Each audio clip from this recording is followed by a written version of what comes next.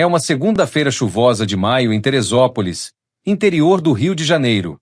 Eu, Sebastião, 69 anos, acordo no quarto de hóspedes da casa da minha filha Sandra, sentindo ainda as dores da queda que mudou minha vida há 3 semanas. O barulho da chuva no telhado me lembra da minha própria casa, onde morei por 40 anos com minha falecida esposa Helena. A queda aconteceu de forma boba, como sempre acontece com pessoas da minha idade. Estava trocando uma lâmpada na sala de estar, algo que fiz 1000 vezes antes, mas dessa vez o escadote escorregou no piso encerado. Resultado: tornozelo fraturado, algumas contusões e 3 semanas de recuperação longe do meu lar. Minha casa fica apenas 2 quadras daqui, numa rua tranquila onde todos os vizinhos se conhecem há décadas. É uma casa de 2 quartos, construída por meu pai nos anos 1960, com móveis de madeira maciça que ele mesmo comprou quando se casou com minha mãe. Cada peça tem sua história. A estante de embuia da sala onde guardo meus mais de 1000 livros, a mesa de jantar de jacarandá onde Helena servia o almoço de domingo, o guarda-roupa do quarto que pertenceu aos meus avós. Sandra, minha filha de 42 anos, insistiu para eu vir me recuperar aqui. Pai, o senhor não pode ficar sozinho com esse pé machucado. E se acontecer algo? E se o senhor cair de novo? Roberto, meu filho mais velho de 45 anos, que mora em Niterói com a família, apoiou a decisão da irmã. Pai, por enquanto é melhor mesmo. A casa fica fechada, ninguém mexe em nada, e quando o senhor estiver 100% recuperado, volta para lá. Nestes 21 dias na casa da Sandra, tenho me sentido como um peixe fora d'água. A casa dela é moderna, toda em cores claras, móveis planejados, televisão de tela gigante na parede. Tudo muito bonito, mas não tem alma. Não tem história. Não tem as marcas do tempo que transformam uma casa em lar. Sandra trabalha como enfermeira no hospital da cidade e sai cedo, por volta das 6 da manhã. Seu marido Cláudio é representante comercial e viaja muito. Ficamos eu e ela conversando apenas nas primeiras horas da manhã e à noite, quando ela volta cansada do plantão. Pai, como está se sentindo hoje? Bem melhor, Sandra. O pé quase não dói mais. Acho que já posso voltar para casa.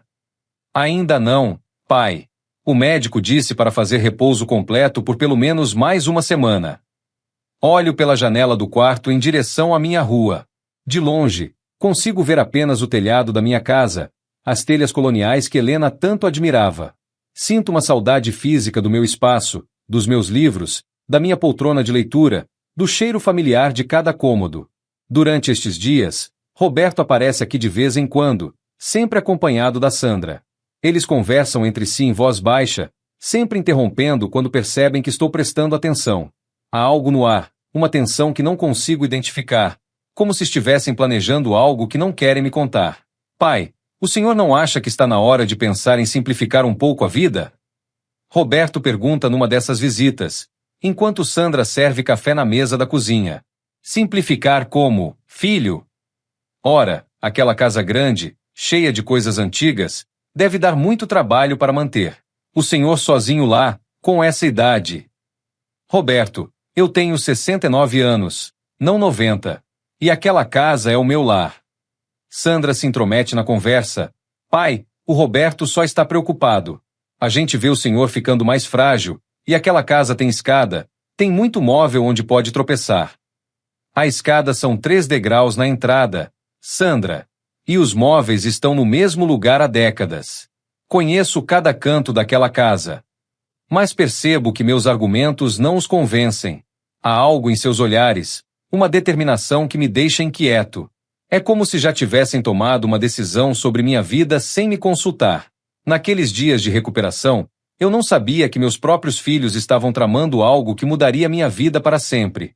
Eles me viam como um velho frágil e incapaz, mas estavam prestes a descobrir que me subestimaram completamente. É uma quinta-feira ensolarada de junho quando finalmente consigo convencer Sandra a me deixar voltar para casa. Meu tornozelo está praticamente curado, consigo andar normalmente, e a saudade do meu lar está me consumindo por dentro. Está bem, pai. Mas qualquer coisa, qualquer dor, o senhor liga para mim, está certo? Claro, minha filha. Obrigado por ter cuidado de mim todo esse tempo. Caminho devagar pelas 2 quadras que separam a casa da Sandra da minha. É meio-dia, o sol está forte, e sinto aquela alegria genuína de quem volta para casa após uma longa viagem. Passo pela casa da dona Clotilde, minha vizinha de 70 e poucos anos, que está regando as plantas na varanda. Oi, seu Sebastião. Que bom ver o senhor de volta.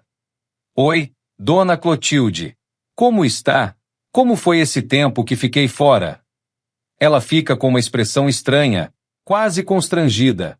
Ah, seu Sebastião, teve bastante movimento na sua casa essas últimas semanas.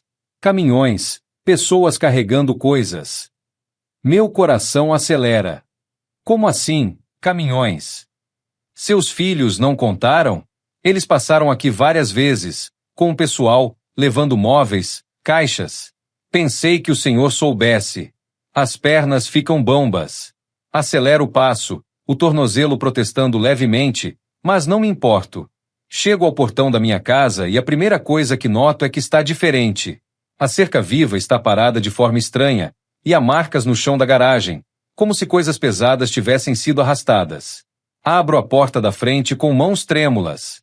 O que vejo me faz parar no meio da sala, sem conseguir respirar direito. Minha casa está praticamente vazia. A estante de embuia com meus 1000 livros desapareceu. A mesa de jantar de jacarandá sumiu. O sofá de couro onde Helena bordava não existe mais. Os quadros nas paredes, as cortinas, o aparador onde guardávamos a baixela do casamento, tudo, absolutamente tudo desapareceu. Caminho pelos cômodos vazios como um fantasma. No quarto, apenas a cama permanece, provavelmente porque é a mais simples, sem valor aparente. O guarda-roupa dos meus avós, aquela peça magnífica de madeira maciça com detalhes entalhados à mão, foi levado.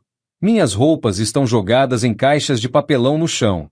Na cozinha, sobraram apenas os eletrodomésticos básicos, geladeira, fogão. Mas a mesa onde Helena tomava café da manhã lendo jornal, as cadeiras onde recebíamos visitas, o buffet onde guardávamos os pratos especiais, tudo desapareceu. É na sala que recebo o golpe mais duro. No canto onde ficava minha estante com mais de 1000 livros colecionados ao longo de 40 anos, literatura brasileira, clássicos universais, livros de história que comprei com meu primeiro salário de funcionário público, há apenas marcas no piso e poeira acumulada. Sento na única cadeira que restou, uma cadeira simples da cozinha, e choro. Choro como não chorava desde que Helena morreu há 2 anos. Não são apenas móveis que se foram, são as memórias de uma vida inteira, os objetos que contavam nossa história, que guardavam nossa alma. O telefone toca. É Sandra. Pai, chegou bem em casa? Como está se sentindo? Sandra. Minha voz sai embargada. Onde estão os móveis? Onde estão meus livros? Um silêncio do outro lado da linha. Depois, um suspiro. Pai, nós queríamos conversar com o senhor pessoalmente sobre isso. Pode vir aqui em casa? Não, Sandra. Quero explicação agora. O que vocês fizeram? Pai, o Roberto e eu decidimos que era melhor se desfazer dessas coisas antigas. O senhor estava internado, se recuperando, era o momento ideal para dar uma renovada na casa. Sem me perguntar? Sem me consultar? Pai, suas coisas estavam todas velhas, igual o senhor está ficando. Não faz sentido guardar tanta coisa sem uso. As palavras dela me atingem como bofetadas. Igual eu estou ficando? Não foi isso que eu quis dizer, pai. Mas o senhor tem que entender. Aqueles móveis eram antiguidades, ocupavam muito espaço, juntavam poeira. E os livros? Pai, o senhor mal consegue ler com a vista fraca, para que guardar 1000 livros? Sandra, onde estão minhas coisas? Vendemos algumas peças para um antiquário. Outras doamos. Os livros foram para a biblioteca pública. Pai, o dinheiro da venda está guardado para o senhor, obviamente. Vocês venderam as coisas do seu avô? Os móveis que sua mãe escolheu? Meus livros? Pai, por favor, vem aqui para conversarmos direito. Nós fizemos isso pensando no seu bem. Desligo o telefone e fico olhando para a casa vazia. 40 anos de vida, 40 anos de memórias, reduzidos a um espaço oco e sem alma. Naquele momento, sentado na única cadeira que restou da minha vida inteira, entendi que meus filhos não tinham apenas vendido móveis e livros. Eles tinham vendido minha história, minha identidade, minha dignidade. Mas eles não sabiam que tinham acabado de despertar algo em mim que há muito tempo estava adormecido. Sexta-feira de manhã. Não dormi quase nada. Passei a noite toda caminhando pela casa vazia, tentando processar a magnitude do que meus filhos fizeram. A cada cômodo que visitava, uma nova ausência me golpeava. O espelho da entrada que pertenceu à minha mãe, a comoda do corredor onde Helena guardava os remédios, até mesmo as plantas que ela cultivava com tanto carinho foram removidas. Às 8 horas da manhã, ligo para Sandra. Pai, como passou a noite? Terrível, Sandra. Não consegui dormir. Quero que você e o Roberto venham aqui agora. Precisamos conversar. Pai, é melhor o senhor vir aqui. A casa deve estar muito estranha assim vazia. Não, Sandra. Eu quero vocês aqui, na minha casa, vendo o que fizeram. 1 hora depois, Sandra chega acompanhada de Roberto. Meu filho mais velho está com aquela expressão séria que sempre teve quando criança e sabia que havia feito algo errado. Sandra parece nervosa, mexe nas mãos, evita me olhar nos olhos. Pai, Roberto começa, sei que deve estar chateado, mas fizemos isso pensando no seu bem-estar. Meu bem-estar? Roberto, vocês venderam 40 anos da minha vida sem me consultar. Pai, sejamos práticos. O senhor é viúvo, mora sozinho, teve uma queda. Não precisa de uma casa cheia de tranqueiras velhas. Tranqueiras velhas? Minha voz sai mais alta que pretendo. A mesa onde vocês fizeram lição de casa era tranqueira? A estante onde estavam os livros que li para vocês quando eram crianças era tranqueira? Sandra tenta se justificar. Pai, o senhor tem que entender nossa preocupação. Aquela casa estava virando um depósito de coisas antigas. E depois da queda, ficamos com medo. Com medo de quê, Sandra? Com medo de perder o senhor. Com medo de uma nova queda, de um acidente mais grave. Pensamos que se a casa ficasse mais limpa, mais vazia, seria mais seguro. E por acaso eu pareço senil para vocês? Incapaz de decidir sobre minha própria vida? Roberto e Sandra se entreolham. Há algo nesse olhar que não consigo decifrar, como se compartilhassem um segredo. Não é isso, pai, Roberto finalmente diz. Mas o senhor tem que admitir que está ficando mais esquecido, mais frágil. Na semana passada, a Sandra contou que o senhor esqueceu de tomar o remédio da pressão 2 dias seguidos. Um esquecimento eventual não me torna incapaz, Roberto. Pai, Sandra interfere, nós conversamos muito sobre isso. Achamos que o senhor deveria considerar ir morar numa residência para idosos. Tem umas muito boas aqui na cidade, com assistência médica, atividades, outros idosos da sua idade. Agora entendo tudo. A venda dos móveis não foi só para meu bem-estar. Foi o primeiro passo de um plano para me tirar da minha própria casa. Vocês querem me internar em um asilo. Não é asilo, pai. São residências modernas, muito confortáveis. E minha casa? O que acontece com ela? Outro silêncio constrangedor. Roberto coça a cabeça, Sandra olha para o chão. Bem, pai, a casa poderia ser vendida. O dinheiro seria usado para pagar a residência, e o que sobrasse ficaria guardado para suas necessidades. E se eu não quiser? Se eu quiser continuar morando na minha própria casa? Pai, seja razoável. Olha o que aconteceu. Uma simples queda e o senhor ficou 3 semanas incapacitado. E se na próxima vez for mais grave? Roberto, eu tenho 69 anos, não 90. Estou lúcido, capaz, independente. Essa queda foi um acidente, não um sinal de incapacidade. Sandra se aproxima e tenta pegar minha mão. Pai, nós amamos o senhor.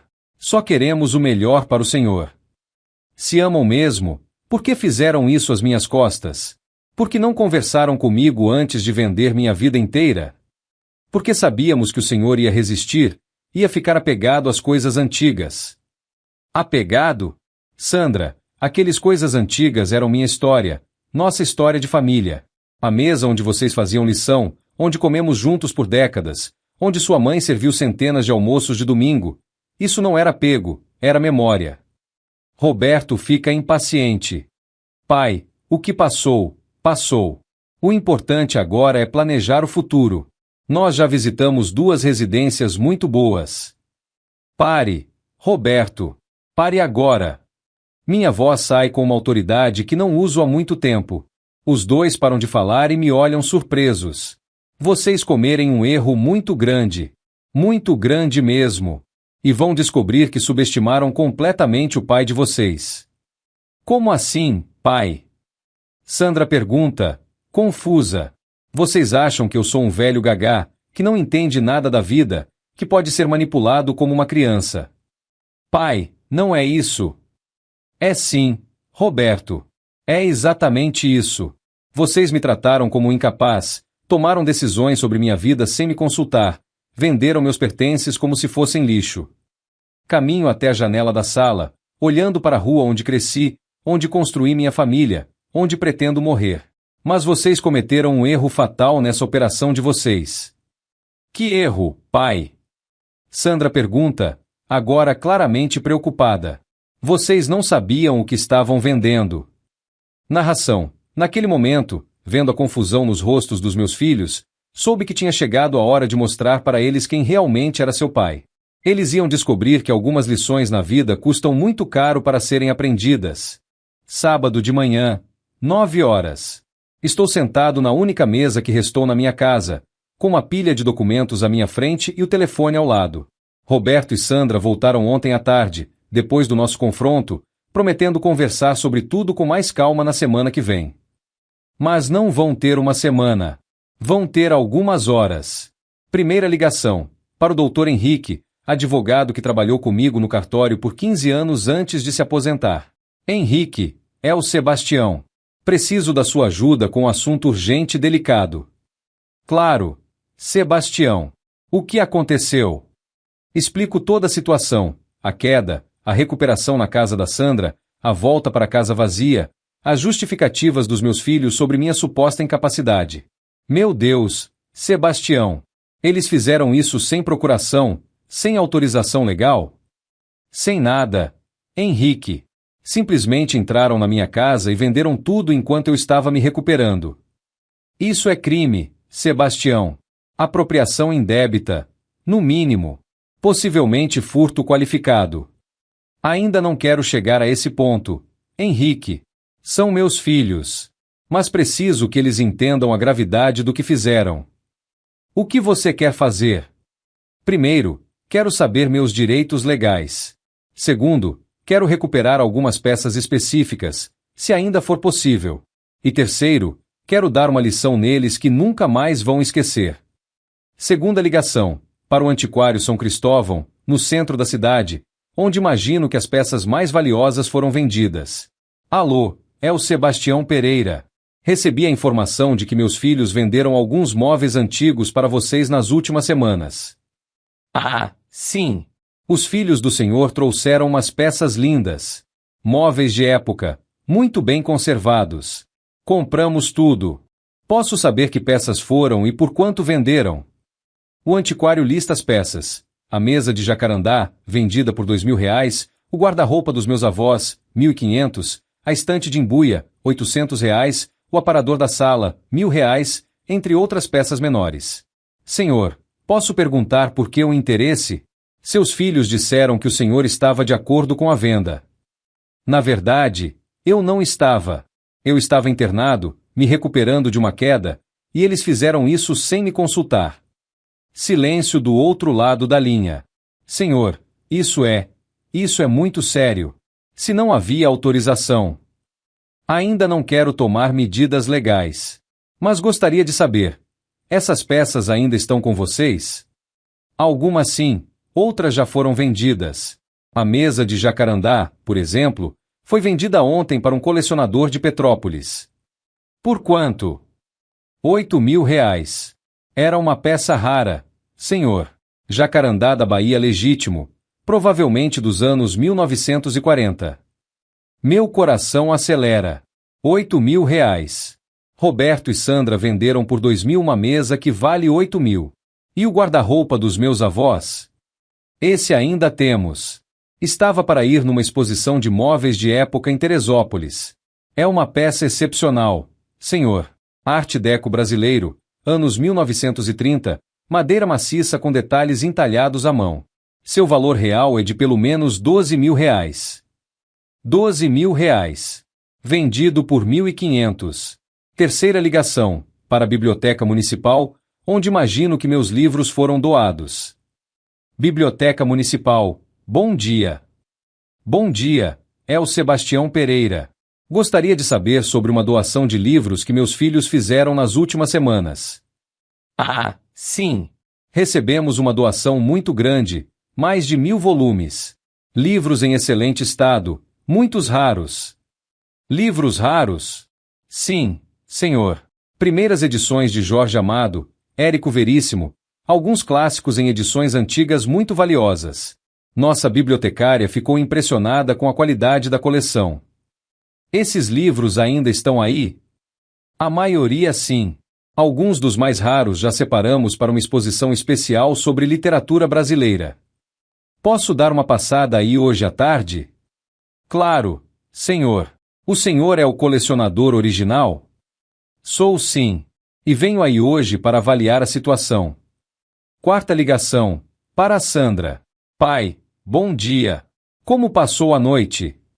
Sandra, preciso que você e o Roberto venham aqui agora. Agora mesmo.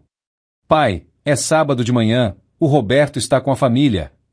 Sandra, se vocês não estiverem aqui em 1 hora, vou tomar medidas que vocês não vão gostar. Que medidas, pai? 1 hora. Sandra, 1 hora. 50 minutos depois, Roberto e Sandra estão na minha porta. Roberto está visivelmente irritado. Sandra parece preocupada. Pai, o que é essa urgência toda? Sentem-se. Eles olham ao redor, procurando onde sentar na casa vazia, e acabam ficando em pé. Roberto, por quanto vocês venderam a mesa de jacarandá? R$ 2.000, pai. Por quê? E o guarda-roupa dos meus avós? 1.500. Pai, para onde quer chegar com isso? A mesa foi revendida ontem por R$ 8.000. O guarda-roupa vale R$ 12.000. O silêncio na sala é total. Roberto empalidece. Sandra leva a mão à boca. Como? Como o senhor sabe disso? Porque diferente de vocês, Sandra, eu sei o valor das coisas.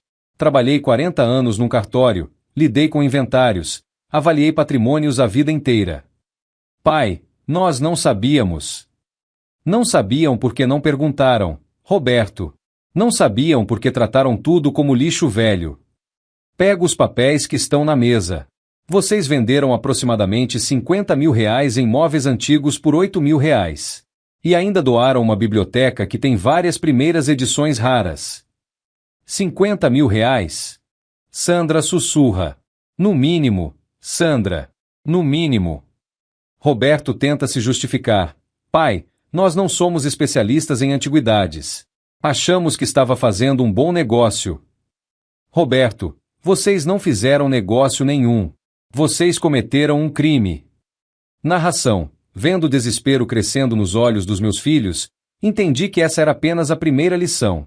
Eles ainda não sabiam que o pior estava por vir, e que subestimar a experiência de um homem de 69 anos seria o maior erro das suas vidas. Segunda-feira de manhã, 10 horas. Estou no escritório do Dr. Henrique, meu advogado, com uma pasta cheia de documentos que busquei no meu arquivo pessoal, um dos poucos lugares da casa que meus filhos não vasculharam completamente. Sebastião, a situação é mais complicada do que eu pensava, Dr. Henrique diz, folheando os papéis. Seus filhos cometeram vários crimes. Apropriação indébita, dano ao patrimônio, possivelmente até falsidade ideológica se passaram por seus representantes legais. Henrique, ainda não quero processar meus filhos, mas quero que eles entendam completamente o que fizeram. E há mais uma questão, Sebastião. Esses documentos que você trouxe. Ele para de falar e me olha com uma expressão séria. A escritura da casa está em nome de quem mesmo? Minha e da Helena. Por quê? Sebastião, pelo que vejo aqui, quando Helena morreu, vocês não fizeram a transferência completa da propriedade. Tecnicamente, 50% da casa ainda está em nome dela. E isso significa o quê? Significa que seus filhos são herdeiros de 50% da propriedade. Eles têm direitos legais sobre a casa. Sinto um frio na barriga. Como assim, direitos legais? Eles podem, teoricamente, forçar a venda da casa para dividir a herança. Ou podem entrar com uma ação de uso capião familiar. Sebastião, a situação é delicada. Saio do escritório do advogado preocupado, mas não derrotado. Há 40 anos trabalhando em cartório me ensinaram que sempre existe uma solução legal para cada problema. É questão de conhecer bem as leis e saber onde procurar. À tarde, vou à biblioteca municipal recuperar meus livros. A bibliotecária, Dona Marta, uma senhora de uns 60 anos, me recebe com entusiasmo. Senhor Sebastião, que alegria conhecer o dono dessa coleção maravilhosa. Dona Marta, meus filhos explicaram a situação da doação? Explicaram que o senhor estava se mudando para uma residência menor e queria doar os livros para uso público. Uma atitude muito generosa. Na verdade, Dona Marta, foi um equívoco. Eu não autorizei essa doação. Explico toda a situação. Dona Marta fica visivelmente constrangida. Senhor Sebastião, isso é muito sério. Não podemos aceitar doações sem a autorização do proprietário. Vou separar todos os seus livros imediatamente. Caminhando pelas estantes da biblioteca, reconheço meus exemplares. São décadas de coleção, primeiras edições, livros autografados, obras raras que comprei em sebos ao longo de anos. Cada um tem sua história, sua importância na minha formação intelectual. Senhor Sebastião, Dona Marta me chama. O senhor sabia que tem algumas primeiras edições muito valiosas na sua coleção? Algumas sim, Dona Marta. Colecionei ao longo de 40 anos. Esta primeira edição de Gabriela, Cravo e Canela de Jorge Amado, de 1958, vale facilmente R$3.000. E esta edição da Casa Grande Senzala de Gilberto Freire, de 1933. Senhor, é uma raridade. Vale mais de R$5.000. Meu coração acelera. Tem mais livros assim? Vários. O senhor tem uma biblioteca valiosa aqui. Deve valer uns 30, 40 mil reais no total. 30 mil reais em livros doados pelos meus filhos como se fossem lixo. Terça-feira, recebo uma ligação inesperada. É do cartório de registro de imóveis da cidade. Senhor Sebastião? É a Carla, do cartório. Lembra de mim? Trabalhei lá quando o senhor ainda estava ativo. Claro. Carla. Como vai? Bem, obrigada. Senhor, estou ligando porque recebi uma consulta estranha sobre sua propriedade. Seus filhos estiveram aqui perguntando sobre o processo de inventário da sua casa. Meu sangue gela. Como assim, inventário? Eles queriam saber sobre os procedimentos para fazer o inventário de bens de pessoa ainda viva, alegando incapacidade mental do proprietário. Incapacidade mental? Senhor Sebastião, falei que isso só é possível com laudo médico e ordem judicial. Mas achei estranho e quis avisar o senhor. Carla, muito obrigado por me avisar. Eles deixaram algum documento? Não, só fizeram consultas verbais. Mas saíram daqui com uma lista dos documentos necessários para esse tipo de procedimento. Depois de desligar, fico parado na cozinha vazia da minha casa, processando a informação. Meus filhos não apenas venderam meus móveis e doaram meus livros. Eles estão planejando me declarar mentalmente incapaz para tomar controle total dos meus bens. É guerra. Quarta-feira de manhã. Ligo para Roberto e Sandra. Quero vocês dois na minha casa hoje às 14h. E desta vez, não aceito desculpas. Pai, o que houve agora? Vocês vão descobrir, Sandra. 14h. Às 2h em ponto, eles chegam. Roberto está com cara de poucos amigos. Sandra parece nervosa. Pai, essa história está ficando cansativa. Nós já explicamos que fizemos tudo pensando no seu bem. Roberto, senta aí no chão mesmo, já que não tem cadeira. Pai, não precisa dessa ironia. Senta, Roberto. Vocês dois. Eles se sentam no chão da sala vazia, visivelmente desconfortáveis. Fui ao cartório ontem. A Carla me ligou. O rosto de Sandra muda de cor. Roberto engole em seco. Vocês estão tentando me declarar mentalmente incapaz. Pai, não é isso. Sandra tenta se explicar. Não minta para mim, Sandra. Vocês foram ao cartório perguntar sobre inventário de pessoa viva por incapacidade mental. Roberto se levanta, nervoso. Pai, foi só uma consulta. Nós só queríamos entender nossos direitos. Seus direitos? Seus direitos? Minha voz ecoa na casa vazia. Estou mais bravo do que imaginava que pudesse ficar. Vocês venderam minha vida inteira, roubaram móveis de família, doaram uma biblioteca de 40 anos, e agora querem me declarar louco para roubar minha casa também? Pai, por favor, se acalme. Sandra tenta se aproximar. Não toque em mim, Sandra. Vocês perderam esse direito quando me trataram como lixo. Pega os documentos que estão na mesa. Vocês acham que eu sou um velho gagá que não entende nada da vida. Acham que trabalhei 40 anos num cartório sem aprender nada sobre leis, sobre direitos, sobre patrimônio. Pai, nós nunca dissemos que o senhor era gagá. Não disseram, Roberto. Suas coisas estavam velhas, igual você. Não foi isso que vocês disseram? Silêncio. Pois bem, chegou a hora de vocês conhecerem realmente seu pai. Narração. Naquele momento, olhando para meus filhos sentados no chão da casa que eles haviam esvaziado, soube que tinha chegado a hora da verdade. Eles iam descobrir que mexer com um homem de 69 anos que trabalhou a vida inteira com documentos e leis era o maior erro que poderiam cometer. Quinta-feira de manhã, 8 horas. Estou no escritório do tabelião Paulo Henrique, sucessor do Dr. Henrique no cartório onde trabalhei. Paulo é um rapaz de uns 40 anos que começou como estagiário quando eu ainda estava ativo, e sempre me tratou com muito respeito. Seu Sebastião, é uma honra recebê-lo aqui. O senhor sempre foi uma referência para todos nós. Paulo, preciso da sua ajuda com um assunto muito sério.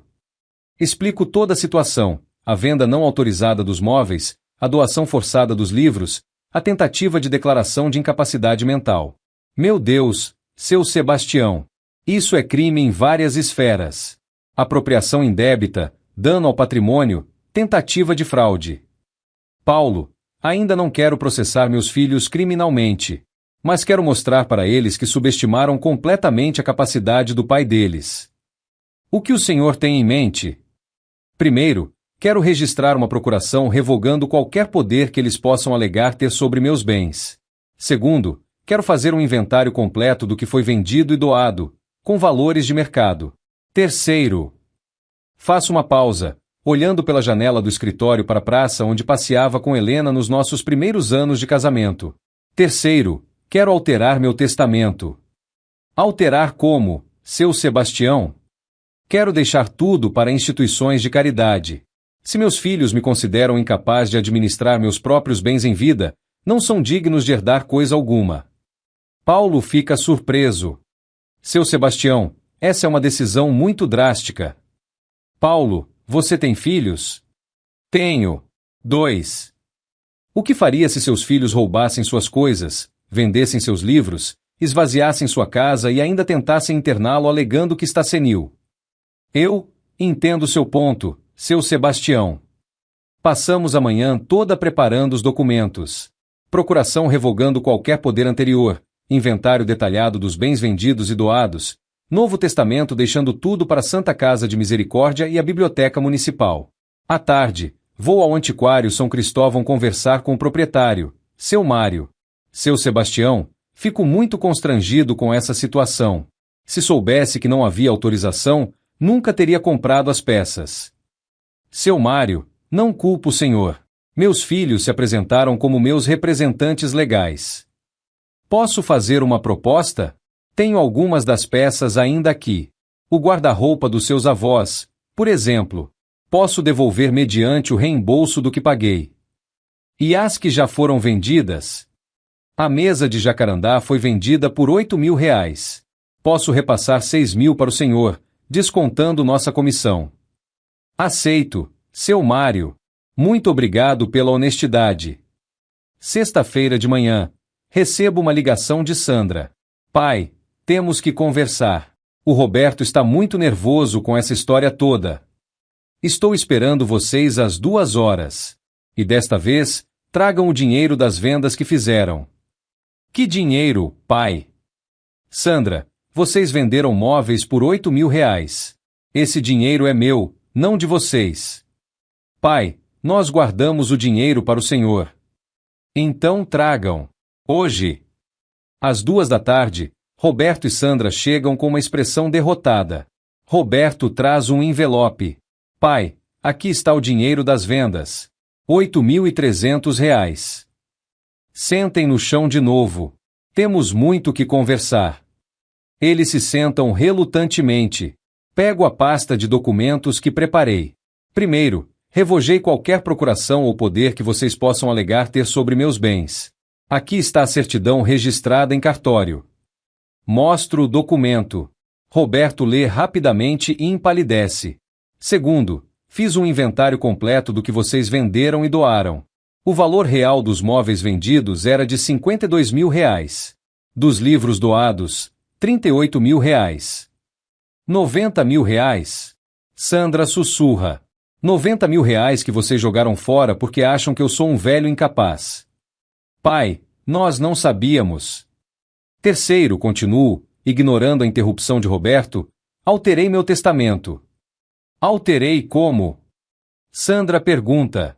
Deixei tudo para a Santa Casa de Misericórdia e a Biblioteca Municipal. O silêncio na sala é ensurdecedor. Roberto fica pálido. Sandra começa a chorar. Pai, o senhor não pode fazer isso. Posso sim, Roberto. E já fiz. Vocês me trataram como incapaz, venderam minha história, tentaram me internar. Por que deveriam herdar alguma coisa? Pai, nós somos seus filhos. Filhos que me roubaram, Sandra. Filhos que me humilharam. Filhos que tentaram me declarar louco para roubar minha casa. Roberto se levanta, desesperado. Pai, isso é loucura. Nós fizemos tudo pensando no seu bem. Fizeram pensando no dinheiro da venda da casa. Roberto, não me tratam como idiota. Pai, por favor, vamos conversar com calma. A conversa acabou. Sandra, vocês tiveram todas as chances de ser honestos comigo, de me respeitarem como pai e como ser humano. Escolheram o caminho da traição. Pego o último documento da pasta. Quarto e último. Entrei com uma ação de reparação de danos contra vocês dois. R$ 82.000 pelos prejuízos causados.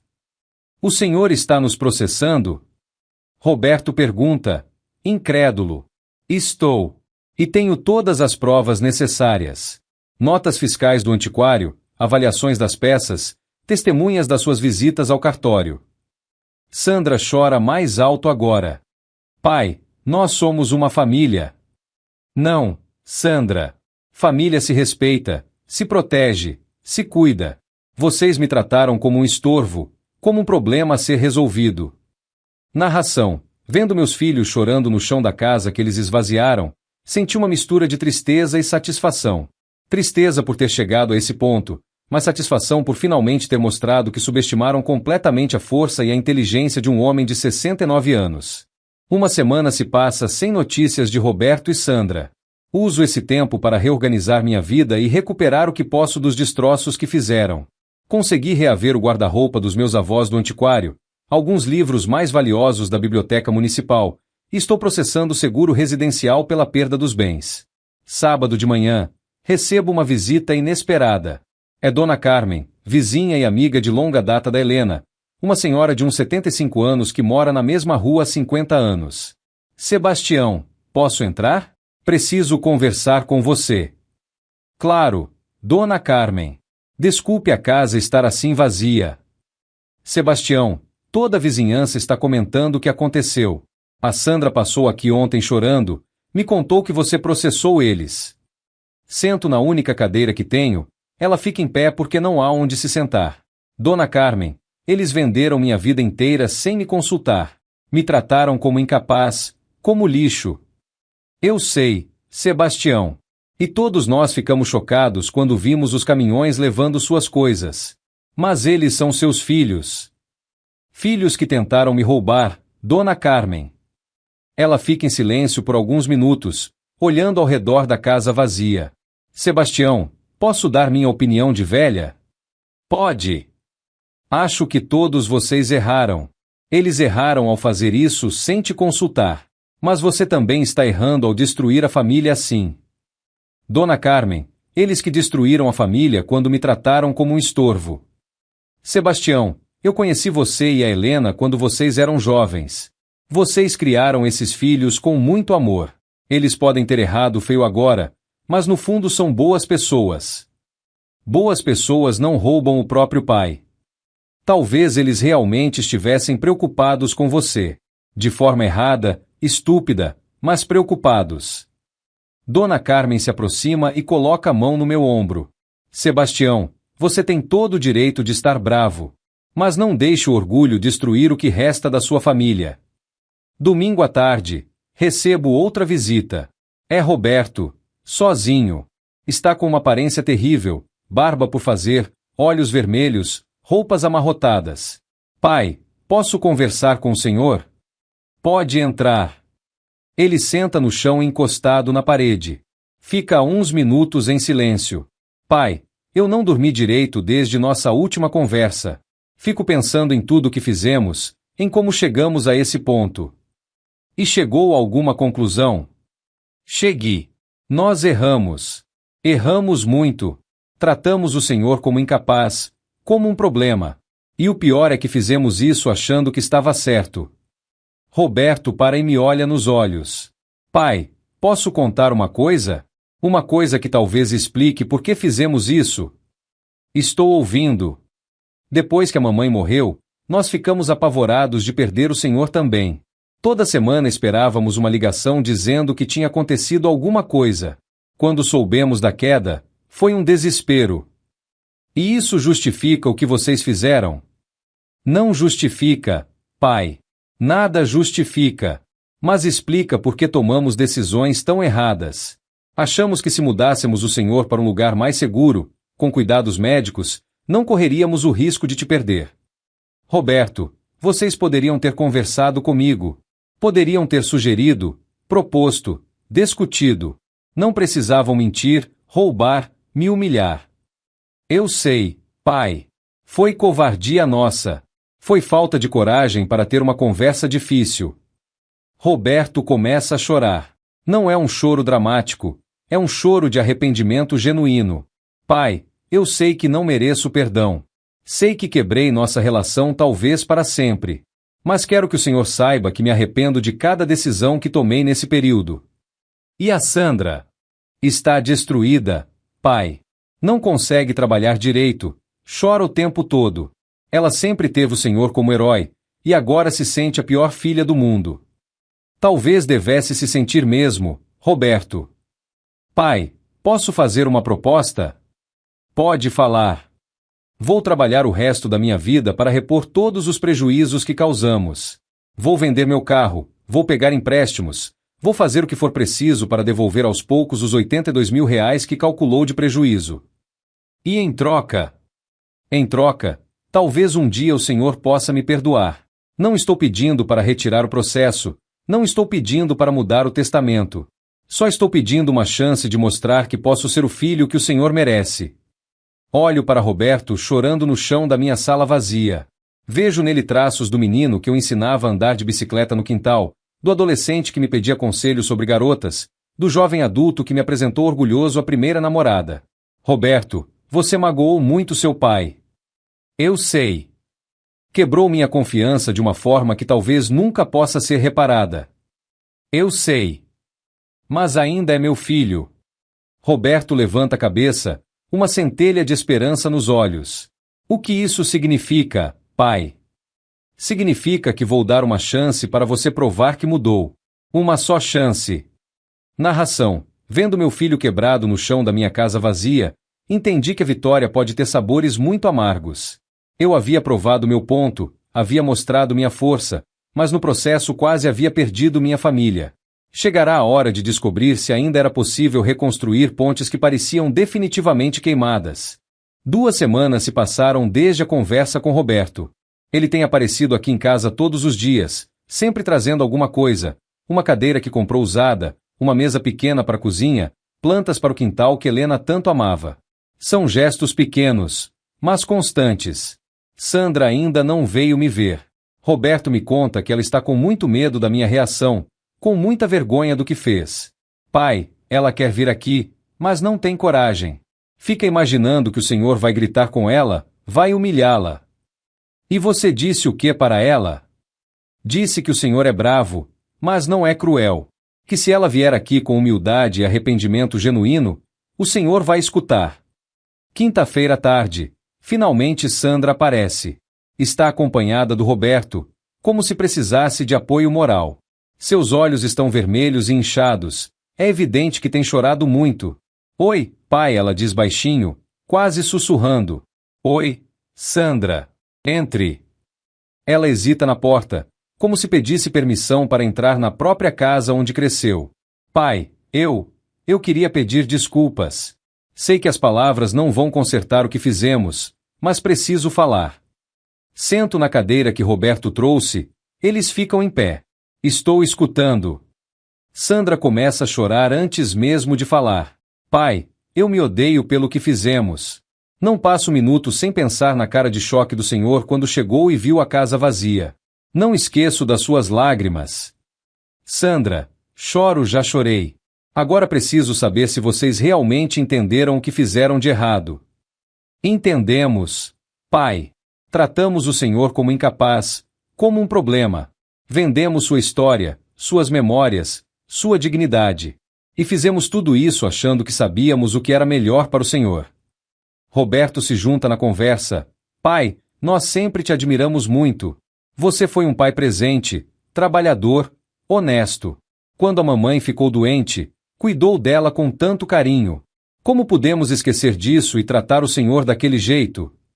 Talvez porque vocês tenham começado a me ver como um fardo ao invés de ver como pai. É verdade, Sandra admite. Depois que a mamãe morreu, toda vez que vínhamos aqui e víamos o Senhor sozinho, ficávamos com pena. E pena às vezes vira condescendência. E condescendência vira desrespeito completo. Exato. Foi exatamente isso que aconteceu conosco. Fico alguns minutos em silêncio, observando meus dois filhos. Roberto, sempre mais prático, já começou a tomar atitudes concretas para reparar os danos. Sandra, mais emocional, ainda está processando a culpa. Sandra, o que você pretende fazer sobre isso? Pai, quero ajudar o Roberto a repor todos os prejuízos. Vamos vender algumas coisas nossas, pegar empréstimo se for preciso. E quero pedir ao Senhor: posso voltar a visitar regularmente? Posso voltar a ser sua filha? A pergunta me pega de surpresa. Sandra, você nunca deixou de ser minha filha. Filha que me decepcionou profundamente, mas ainda minha filha. O Senhor pode nos perdoar um dia? Sandra, perdão não é um interruptor que se liga e desliga. É um processo. Depende de vocês provarem que mudaram de verdade, que entenderam o erro, que isso nunca mais vai se repetir. E o testamento, pai? Roberto pergunta hesitante. O Senhor vai manter a decisão de deixar tudo para a caridade? Por enquanto, sim. Vocês vão ter que reconquistar minha confiança para merecer herdar alguma coisa. Sandra chora mais um pouco, mas há alívio em seu rosto. É o alívio de quem sabe que ainda há uma chance. Sexta-feira, recebo uma ligação do Dr. Henrique, meu advogado. Sebastião, seus filhos me procuraram. Querem fazer um acordo. Que tipo de acordo? Eles se comprometem a repor integralmente os R$ 82 mil de prejuízo, em parcelas mensais de R$ 2 mil. Em troca, você retira o processo criminal. E se eles não cumprirem? Aí o processo volta automaticamente. É um bom acordo, Sebastião. Mostra que eles estão assumindo a responsabilidade.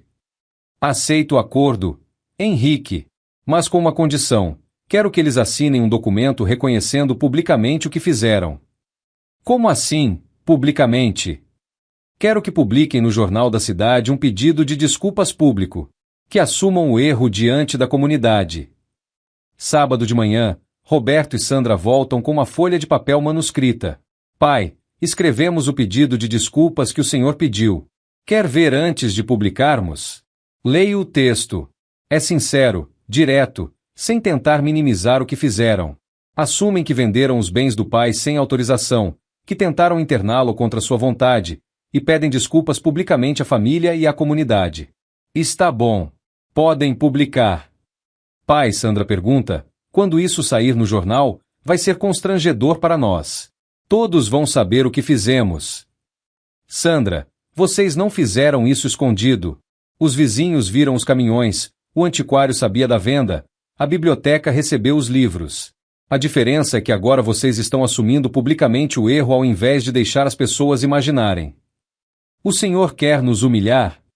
Não, Roberto. Quero que vocês entendam que atos têm consequências. E que assumir publicamente um erro é o primeiro passo para se redimir de verdade. Narração. Vendo meus filhos aceitarem a humilhação pública como parte do processo de reparação, percebi que talvez eles realmente tivessem entendido a gravidade dos seus atos. Mas ainda faltava o teste mais importante: o tempo. Só o tempo diria se o arrependimento era genuíno ou apenas medo das consequências. Uma semana se passa sem notícias de Roberto e Sandra. Uso esse tempo para reorganizar minha vida e recuperar o que posso dos destroços que fizeram. Consegui reaver o guarda-roupa dos meus avós do antiquário, alguns livros mais valiosos da biblioteca municipal, e estou processando o seguro residencial pela perda dos bens. Sábado de manhã, recebo uma visita inesperada. É Dona Carmen, vizinha e amiga de longa data da Helena, uma senhora de uns 75 anos que mora na mesma rua há 50 anos. Sebastião, posso entrar? Preciso conversar com você. Claro, Dona Carmen. Desculpe a casa estar assim vazia. Sebastião, toda a vizinhança está comentando o que aconteceu. A Sandra passou aqui ontem chorando, me contou que você processou eles. Sento na única cadeira que tenho, ela fica em pé porque não há onde se sentar. Dona Carmen, eles venderam minha vida inteira sem me consultar. Me trataram como incapaz, como lixo. Eu sei, Sebastião. E todos nós ficamos chocados quando vimos os caminhões levando suas coisas. Mas eles são seus filhos. Filhos que tentaram me roubar, Dona Carmen. Ela fica em silêncio por alguns minutos, olhando ao redor da casa vazia. Sebastião, posso dar minha opinião de velha? Pode. Acho que todos vocês erraram. Eles erraram ao fazer isso sem te consultar.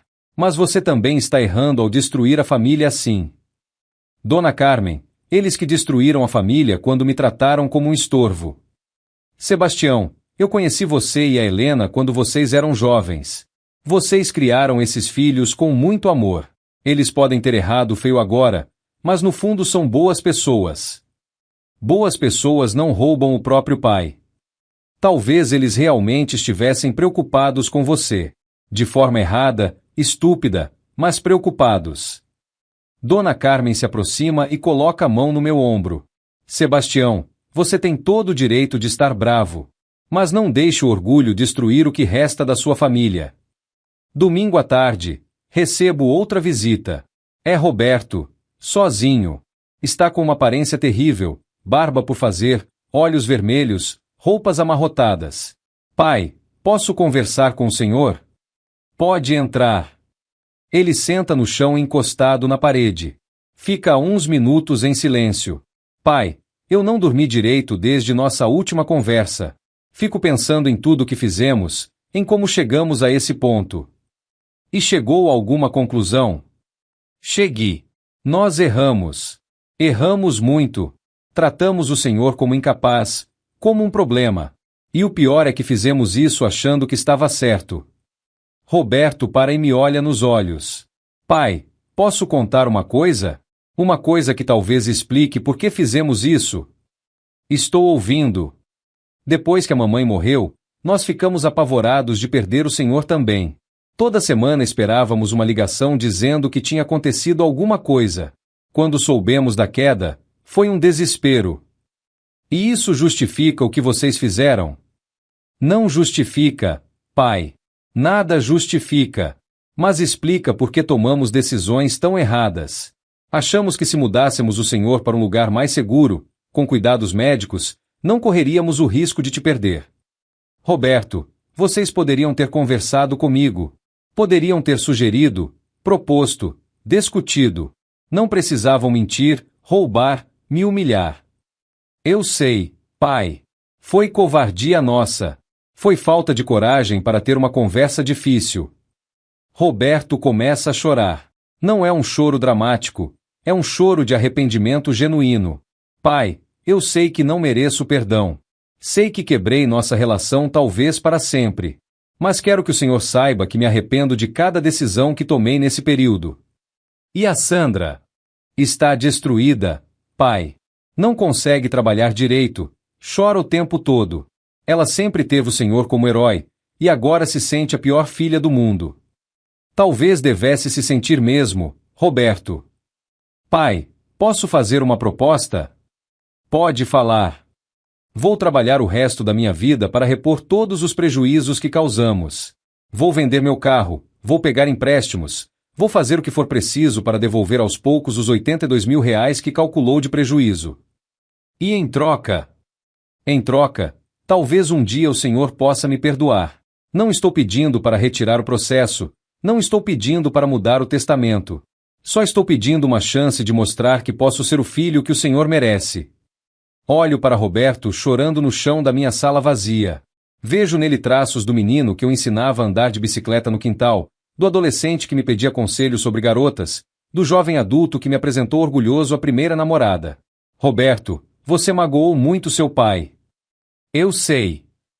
Quebrou minha confiança de uma forma que talvez nunca possa ser reparada. Eu sei. Mas ainda é meu filho. Roberto levanta a cabeça, uma centelha de esperança nos olhos. O que isso significa, pai?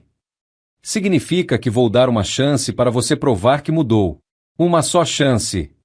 Narração. Vendo meu filho quebrado no chão da minha casa vazia, entendi que a vitória pode ter sabores muito amargos.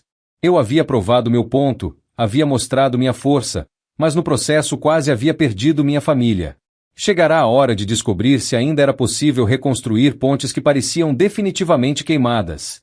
É uma manhã de primavera, 6 meses depois do dia em que voltei para casa e encontrei tudo vazio. Estou sentado na varanda que Roberto construiu na frente de casa. Uma varanda pequena mas aconchegante, onde posso tomar meu café da manhã observando o movimento da rua. A casa não é mais a mesma, mas é novamente um lar. Os móveis são diferentes, mais simples, mas escolhidos com carinho. A biblioteca não tem mais 1000 livros, mas os 300 volumes que restaram são exatamente os que mais significam para mim. O jardim que Helena tanto amava voltou a florescer com as plantas que Sandra trouxe e que cuidamos juntos. Roberto cumpriu 12 parcelas do acordo. R$ 24.000 já foram pagos dos 82.000 de prejuízo calculado. Mas há 3 meses, decidi reduzir o valor da dívida para R$ 50.000. Não foi generosidade. Foi reconhecimento de que eles provaram sua mudança através de atos, não apenas palavras. Sandra vem me visitar 3 vezes por semana. Não mais como filha que vem ver como o pai está, mas como filha que vem conversar, trocar experiências, aprender. Nossa relação está mais madura, mais respeitosa. Pai, posso contar uma coisa? Depois de tudo que aconteceu, nossa família está mais unida do que nunca. Como assim, Sandra? Antes, nossas conversas eram sempre superficiais. Como está? Tudo bem? Precisa de alguma coisa? Agora conversamos de verdade sobre vida, sobre sentimentos, sobre planos. É verdade. A crise forçou todos nós a sermos mais honestos uns com os outros. Roberto mudou visivelmente. Está mais atencioso não apenas comigo, mas com a própria família. Me conta que começou a valorizar mais os momentos com a esposa e os filhos, que parou de dar as coisas como garantidas. Pai, aquela experiência me fez perceber como é fácil perder as pessoas que amamos por desrespeito, por negligência, por achar que elas sempre vão estar lá. Hoje, uma quinta-feira especial, recebo uma visita que não esperava. É o doutor Paulo Henrique, do cartório, acompanhado de um rapaz jovem que se apresenta como jornalista do jornal local. Seu Sebastião, este é o Pedro, do jornal. Ele quer fazer uma matéria sobre sua história. Matéria sobre minha história? Senhor, o jovem jornalista explica, sua história repercutiu muito na cidade. Muita gente ficou impressionada com a forma como o senhor reagiu à situação, como provou que idade não significa incapacidade. E tem mais, doutor. Paulo acrescenta. Vários idosos da cidade nos procuraram contando situações parecidas. Filhos que vendem coisas dos pais sem autorização, que tomam decisões por eles, que os tratam como incapazes. Queremos fazer uma matéria sobre direitos dos idosos, usando sua história como exemplo de como se posicionar diante do desrespeito familiar, o jornalista continua. Aceito dar a entrevista. Não por vaidade, mas porque talvez minha experiência possa ajudar outros idosos a não aceitarem ser tratados como incapazes. Senhor Sebastião, qual foi o momento mais difícil de toda essa situação? Não foi descobrir que tinham vendido meus móveis ou doado meus livros. Foi perceber que meus próprios filhos me viam como um estorvo, como alguém incapaz de administrar a própria vida. E o que mais o marcou? A descoberta de que eles estavam tentando me declarar mentalmente incapaz. Isso me fez perceber que não era só sobre móveis ou livros, era sobre minha dignidade como pessoa. O senhor chegou a pensar em romper definitivamente com eles? Cheguei. Alterei meu testamento, deixei tudo para a caridade, processei eles.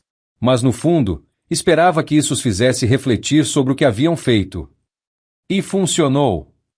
Funcionou porque eles eram, no fundo, boas pessoas que cometeram erros graves. Se fossem pessoas ruins de verdade, não teriam mudado. Que conselho daria para outros idosos que passam por situações parecidas? Que não aceitem ser tratados como crianças ou como incapazes. Idade traz limitações físicas, mas não limitações mentais ou morais. Temos o direito de tomar nossas próprias decisões enquanto estivermos lúcidos. E para os filhos que cuidam de pais idosos? Que cuidar não significa controlar. Que ajudar não significa decidir por eles. Que amor verdadeiro inclui respeito pela autonomia e pela dignidade da pessoa. Após a entrevista, fico pensando em como chegamos até aqui. 6 meses atrás, eu era um homem devastado, humilhado, roubado pelos próprios filhos. Hoje, sou um homem respeitado, com relacionamentos familiares mais saudáveis, e que se tornou exemplo para outros idosos. À tarde, Roberto e Sandra chegam juntos para nossa conversa semanal. É quinta-feira, e toda quinta-feira agora nos reunimos para planejar o fim de semana, conversar sobre as novidades da semana, sobre os planos futuros. Pai, soubemos da entrevista que deu para o jornal, Sandra diz. E como se sentem sobre isso? Orgulhosos, Roberto responde sem hesitar. Orgulhosos de ver que o Senhor transformou uma situação terrível numa lição para outras pessoas. E não se sentem constrangidos de terem a história exposta publicamente? Pai, nós mesmos já havíamos exposto tudo quando publicamos o pedido de desculpas. A diferença é que agora a história está sendo contada para ajudar outros, não apenas para pedir perdão. Sandra pega minha mão. Pai, posso fazer uma pergunta que venho ensaiando há semanas? Pode. O senhor vai alterar o testamento de novo? Vai nos incluir novamente como herdeiros? Olho para os dois. Roberto, sempre prático, mas agora mais sensível e atencioso. Sandra, sempre emotiva, mas agora mais madura e respeitosa. Ambos mudaram, cresceram, aprenderam. Já alterei. Os dois ficam surpresos. Há 2 semanas. Voltaram a ser meus herdeiros. Não pelos bens, vocês sabem que não tenho muito a deixar. Mas pelo que isso representa, confiança reconquistada. Sandra chora de emoção. Roberto me abraça forte. Pai, obrigado por nos dar essa segunda chance. Roberto, todos merecem uma segunda chance. Mas só uma. Ao cair da tarde, depois que eles vão embora, sento na varanda nova com uma xícara de café, observando o pôr do sol tingir de laranja as casas da minha rua. Penso na Helena, em como ela ficaria feliz de ver nossa família reunida novamente, mais forte e mais respeitosa. Penso nos vizinhos que param para conversar, nos outros idosos da cidade que me procuram pedindo conselhos, nos meus filhos que se tornaram pessoas melhores depois da crise. Aos 69 anos, descobri que nunca é tarde para ensinar lições importantes, para exigir respeito, para mostrar que experiência e sabedoria não são sinônimos de fraqueza. Minha casa não tem mais os móveis antigos que contavam décadas de história familiar. Mas tem algo mais valioso. Tem uma família que aprendeu o verdadeiro significado de respeito, amor e dignidade. Narração. Hoje, sentado na varanda que meu filho construiu com as próprias mãos, entendo que às vezes é preciso perder tudo para descobrir o que realmente importa. Não são os móveis, os livros ou os objetos que fazem uma família. É o respeito mútuo, a confiança reconquistada e o amor que sobrevive até mesmo às piores tempestades. Meus filhos me viram como um homem velho e frágil, mas descobriram que eu era, na verdade, um homem experiente e forte. E essa diferença fez toda a diferença no mundo.